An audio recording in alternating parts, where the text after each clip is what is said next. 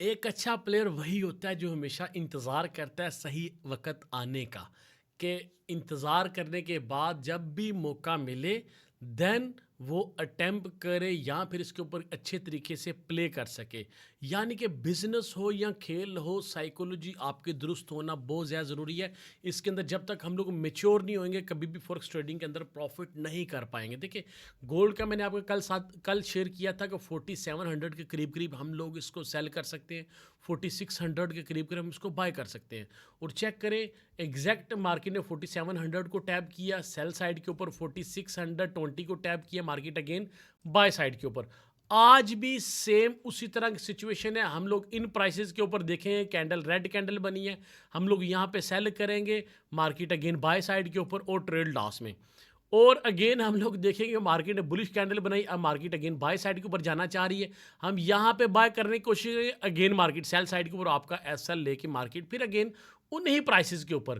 तो इस तरह की सूरत हाल के अंदर अगर तो आप बहुत फास्ट हैं, ट्रेड को समझते हैं, स्कैल्पिंग कर सकते हैं, तो वो ज़बरदस्त है।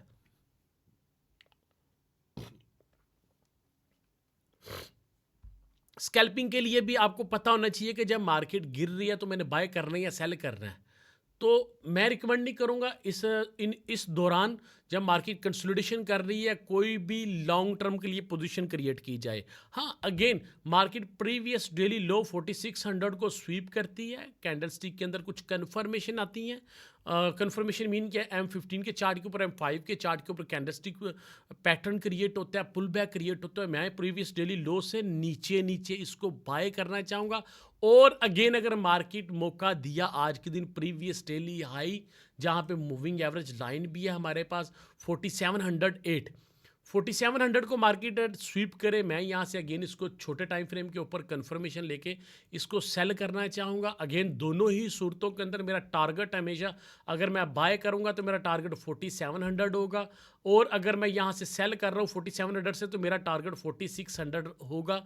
अनटिल अनलेस किसी एक साइड के ऊपर मार्केट ब्रेकआउट दे के कंफर्मेशन दे, अगेन फिर उसके बाद सबसे पहले प्रीवियस डेली हाई को अगर मार्केट क्रॉस करके कंफर्मेशन देती है तो मैं यहां से अगेन बाय करना चाहूंगा, 5100 तक मैं बाय साइड के ऊपर बैठूंगा।